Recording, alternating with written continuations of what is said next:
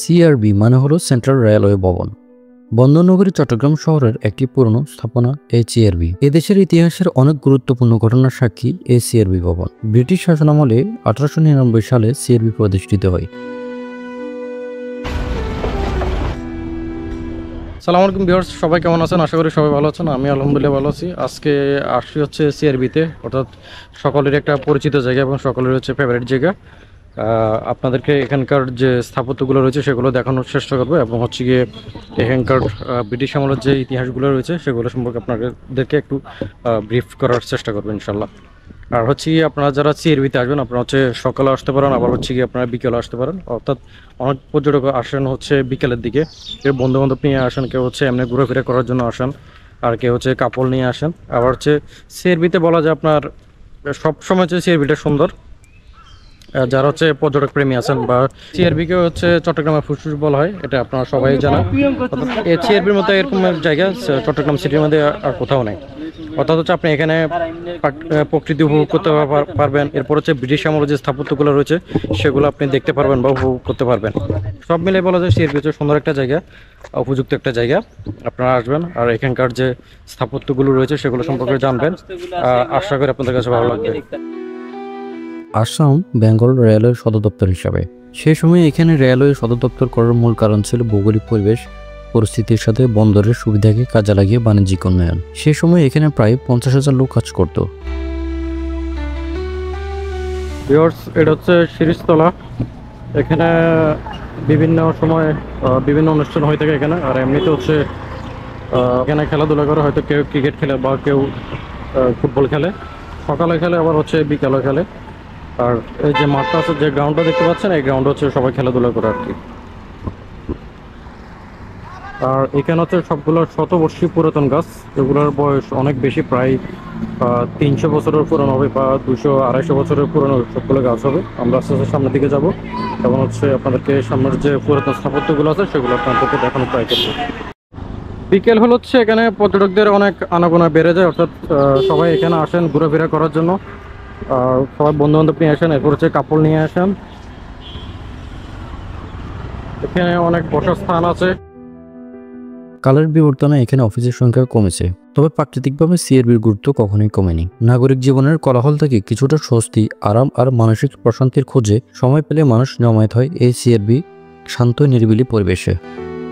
এটা হচ্ছে first বাষ্পীয় rail বাংলাদেশের, আর এটা তাও ব্রিটিশ আমলের।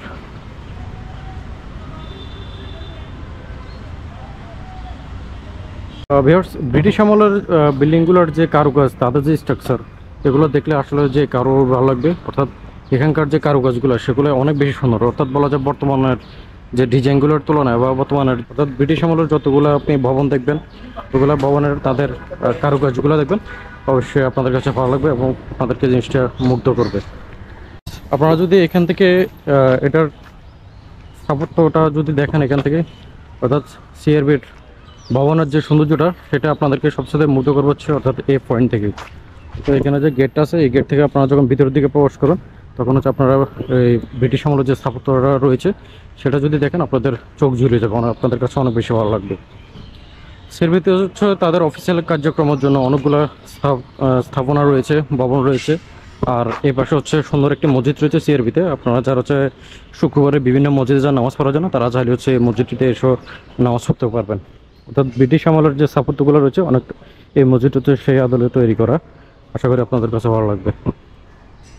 আমার এই পাশে হচ্ছে পুরোটা হচ্ছে রেলের যে ভবন, অর্থাৎ এখান থেকে সবগুলো কার্যক্রম সম্পাদন করা। এটা হচ্ছে বাইরের অংশ, আর এর ভিতরে তো আপনাদেরকে দেখিয়েছি। আর এটা হচ্ছে রেলওয়ের মসজিদ। আর এখানে হচ্ছে রেলওয়ের আরেকটা পুরাতন বিল্ডিং রয়েছে, অর্থাৎ এটা এখন হচ্ছে পরিত্যক্ত।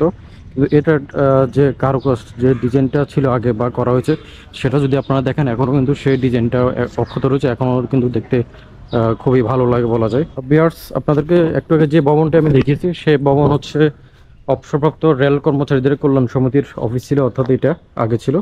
আর এটা স্থাপিত হয়েছে প্রায় 1980 সালে।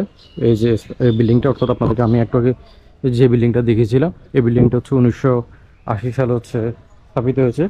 আর বর্তমানে হচ্ছে এটা জরাজীর্ণ হয়ে গেছে, যার কারণে এখানে সব ধরনের কার্যক্রম স্থগিত করা হয়েছে।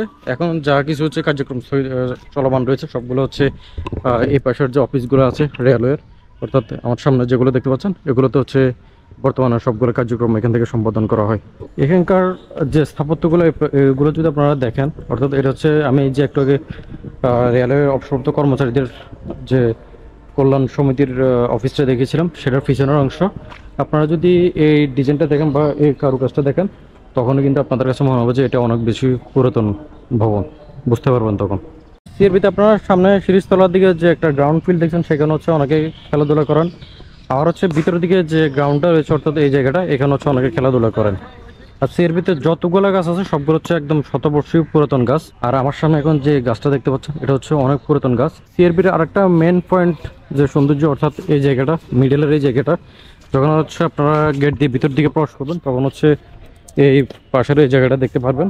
আমরা আস্তে আস্তে সেই জায়গাটিতে যাচ্ছি। আর এখানে চারিদিকে হচ্ছে সবুজের সমারোহ, কোনো কোলাহল নেই। আপনারা যারা হচ্ছে বিকেলবেলা আসবেন একটু রিল্যাক্সে ঘোরাফেরা করবেন তারা হচ্ছে সিআরবির এসব জায়গাগুলোতে আসতে পারেন। অর্থাৎ উপরে যে টিলাটার কথা বলছিলাম এটা হচ্ছে সেই টিলা। আর এখান থেকে হচ্ছে সামনের দিকে যে গ্রাউন্ডটা এখানে অনেকে ক্রিকেট খেলেন বা হচ্ছে ফুটবল খেলেন। সিআরবি নগরীর মানুষের কাছে যেমন বিশুদ্ধ অক্সিজেনের আধার, তেমনি তাদের চোখে এই সিআরবি চট্টগ্রাম শহরের প্রাণকেন্দ্র। পুরো এলাকা জুড়ে দৃষ্টিনন্দন আঁকাবাঁকা সর্পিল রাস্তা, উঁচু নিচু পাহাড় টিলা, বনবনানী ছায়া, সুনিবিড় এই বিরাট এলাকাটি অঘোষিত ভ্রমণের জায়গা হিসেবে যুগ যুগ ধরে চট্টগ্রামের মানুষদের দিয়ে আসছে বিনোদনের আস্বাদন। 1862 সালে তৎকালীন ব্রিটিশ সরকার তদানীন্তন পূর্ববঙ্গের দর্শনা থেকে জাগতি পর্যন্ত 53.10 কিলোমিটার ব্রডগেজ রেলপথ স্থাপনের মাধ্যমে এই জনপদের রেলপথের গোড়াপত্তন করে। 1891 সালে এটি সরকারের নিয়ন্ত্রণে চলে আসে এবং 1892 সালের 16 নভেম্বর গেজেট মূলে ফেনী থেকে রেলওয়ে চট্টগ্রামের বটতলী পর্যন্ত সম্প্রসারিত হয়। মূলত আসাম বেঙ্গল রেলওয়ের কর্মকাণ্ড পরিচালনার জন্য কেন্দ্রীয় রেল ভবন প্রতিষ্ঠার সিদ্ধান্ত নেয় পূর্ববঙ্গের চট্টগ্রামের এই সিআরবির 7 রাস্তার মোড় ঘিরে গড়ে তোলা হয়েছে দৃষ্টিনন্দন ওয়াকওয়ে। এছাড়াও পাহাড় ঘেরা মনোরম পরিবেশ নির্মাণ করা হয়েছে শিরিষতলা সহ বেশ কিছু নান্দনিক স্থাপনা, আর সেই সাথে রয়েছে বড় খেলার মাঠ। বর্তমান, অতীত আর বাঙালি গর্বের ইতিহাস জানো এই সিআরবি মোড়। আমরা কারণ পাহাড়ি আঁকাবাঁকা উঁচু নিচু পথ বেয়ে বেয়ে আস্তে আস্তে উপরের দিকে যাচ্ছি সিআরবির, অর্থাৎ ওই জায়গাটি থেকে আমরা এখন আস্তে আস্তে উপরের দিকে যাচ্ছি।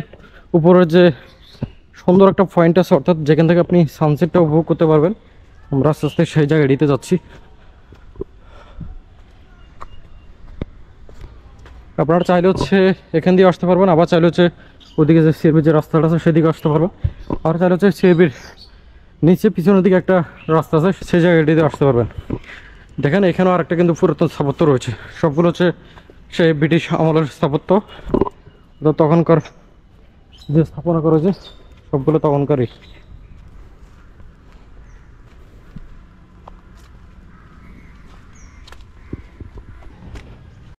এটা হচ্ছে বাংলা বাড়ি। সিআরবিতে এরকম অনেকগুলো বাংলা বাড়ি রয়েছে। এটা দেখতে পাচ্ছেন এটাও কিন্তু পুরাতন স্থাপত্য এবং এটা হচ্ছে পানির ট্যাঙ্ক সম্ভবত এই জিনিসটা। অর্থাৎ সিআরবি এরিয়াতে মনে হয় এই জায়গাটি থেকে বা এখান থেকে পানি সাপ্লাই দেওয়া হয়, আমি কিন্তু শিওর না, কেউ যদি জেনে থাকেন জানাতে পারেন। আর এটা হচ্ছে আরেকটা পুরাতন স্থাপত্য। এটার পিছনের অংশটা দেখেন, আমরা এখন আপনাদেরকে এটার যে সামনের অংশ সেটা দেখাবো।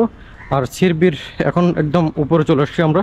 এখান থেকে হচ্ছে আপনি পুরো শহরটা এক্সপ্লোর করতে পারবেন, আবার চাইলে হচ্ছে আপনি এখান থেকে সানসেটটা উপভোগ করতে পারবেন। তো পুরো শহরটা হচ্ছে সিআরবির একদম টপ লেভেল, একদম উপর থেকে দেখা যায় এই জায়গাটি থেকে। এটা হচ্ছে সেই পুরাতন স্থাপত্যের সামনের অংশটা, অর্থাৎ তখনকার যে নিদর্শন যে স্থাপত্যশৈলীগুলো রয়েছে সেগুলো কিন্তু এখনও বিদ্যমান, যদিও এখন এখানে কোনো প্রকারের কার্যক্রম সম্পাদন করা হয় না।